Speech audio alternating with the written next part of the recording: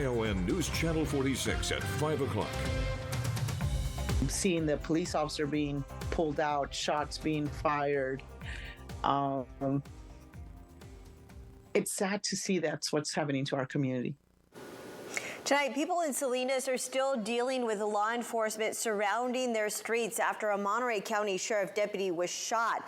The standoff kept those streets closed for 9 hours yesterday. Good evening, everyone, and thank you for joining us tonight here for KION News at 5. We'll hear from people who live in that area of Salinas in just a moment. But first, court records showing that the suspect had mental health issues and had been in a psychiatric hospital. KION's Carl Cook live for us outside the DA's office tonight. Carl, you spoke with the district attorney.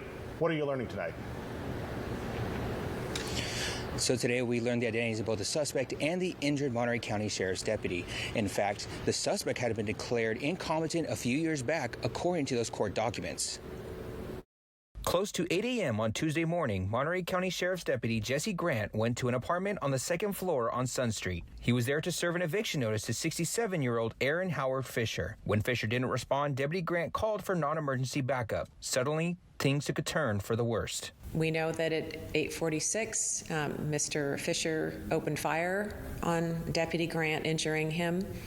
And Deputy Grant was then taken to the hospital for treatment. For the next 9 hours, local, state, and federal officers would wait for their time to approach Fisher. It was unknown at the time what weapons he had as he barricaded himself in his home. At 5:30 p.m., officers would make contact with Fisher. He would not stop aiming at law enforcement, taking down expensive drones until he was eventually shot and killed. In total, 18 law enforcement officials opened fire on him. Fisher had a history of mental health, according to the DA's office. So we have been informed that he previously was sent to Atascadero, and they have a mental health component to Atascadero State Prison. So we do know that he was there at some point. Not only was he admitted for psychiatric help, but he was also forbidden to have guns in his possession. Mr. Fisher was armed very heavily, and he had a lot of ammunition still.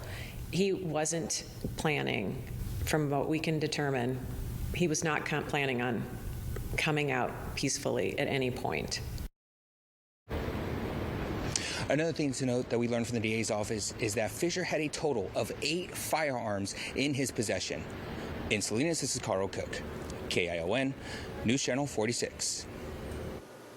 All right, thank you, Carl. Now, the DA tells us 10 officers from the Salinas Police Department and 8 Monterey County deputies fired their guns during the standoff. Salinas Police tells KION that those 10 officers are on paid administrative leave for the next 48 hours, or 40 hours. That's standard protocol.